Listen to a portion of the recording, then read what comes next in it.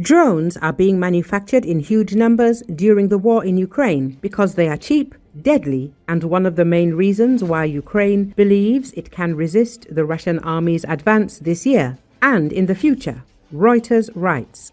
Ukrainian soldiers describe the drone-infested corridor spanning about 10 kilometers on both sides of the contact line as a death zone because remotely piloted unmanned aerial vehicles, UAVs, deployed by both sides can quickly identify and neutralize targets, the report says. In particular, 2 Ukrainian commanders told Reuters that the war's transformation into the most drone-heavy conflict ever seen had undermined Russia's ability to exploit its traditional advantages in troop numbers, artillery and tanks. It is noted that any large vehicle that operates near the front now becomes a real target.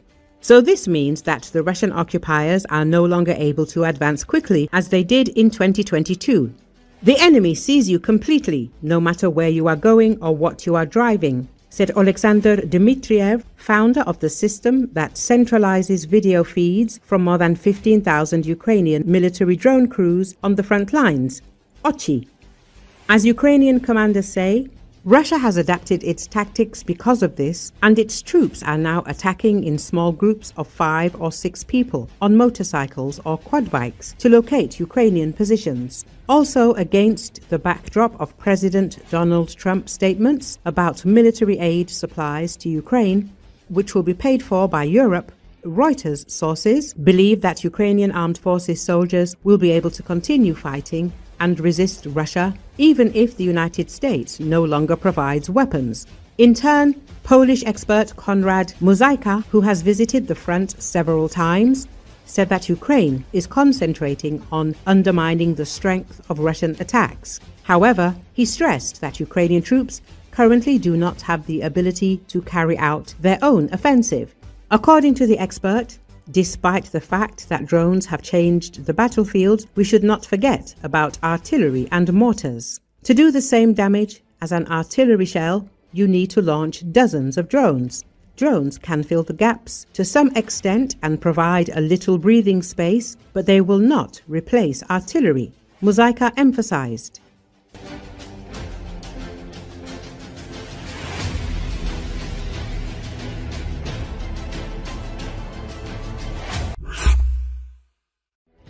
The traditional festive military parade in honor of Navy Day will not take place in the Russian city of Baltisk on July the 27th. This was reported by local media. The reasons for the cancellation are not specified. The press service of the Baltic Fleet, as well as the administration of the city district, are silent. Apparently, this year, Russians will not see a single naval parade anywhere. Earlier, the authorities of St. Petersburg took a similar step. For the first time in a long time, the main naval parade, which was traditionally attended by Russian dictator Vladimir Putin, will not take place there. The formal reason given was security measures, but no official details were given. A similar situation is observed in the Far East. According to local media, the ceremonial events that have been cancelled in Vladivostok and Petropavlovsk-Kamchatsky. Here, too, we are talking about precautionary measures, although no direct reason has been given. The abrupt refusal to hold large-scale parades in strategically important coastal regions is a reaction to the increasing frequency of attacks by Ukrainian drones. In recent years, Ukrainian drones have repeatedly penetrated deep into Russian territory, including striking military infrastructure, including airfields, ships and warehouses. The cancellation of such symbolic events, especially in the midst of a war, may indicate that the Kremlin is no longer confident in its ability to guarantee security, even at official celebrations. Outgunned, outmanned and outspent, Ukrainian troops have kept up the fight against invading Russian forces for more than 3 years. They might easily have been routed were it not for Kiev's mass deployment of drones. Tens of thousands of the relatively cheap and expendable machines are now buzzing back and forth over the front lines, pinpointing Russian positions, gathering intelligence to anticipate impending assaults, colliding with enemy targets, or dropping bombs on them. By early 2025, drones were accounting for 60% to 70% of the damage and destruction caused to Russian equipment in the war, according to UK-based think tank, the Royal United Services Institute. Russia's military has developed a rival drone force and drawn up a traditional strength in electronic warfare to upgrade its anti-drone technology. Yet, Ukraine's highly adaptable drones continue to expose gaps and vulnerabilities in Russian defenses.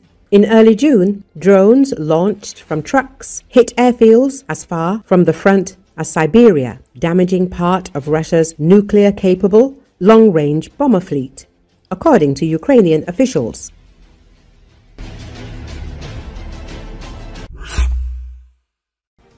At least 6 high-ranking officers of the 155th Marine Brigade of the Pacific Fleet were killed on July the 2nd when the armed forces of Ukraine struck a private house in Koronevo, Kursk region, which housed a temporary deployment point for the Russian military with HIMARS.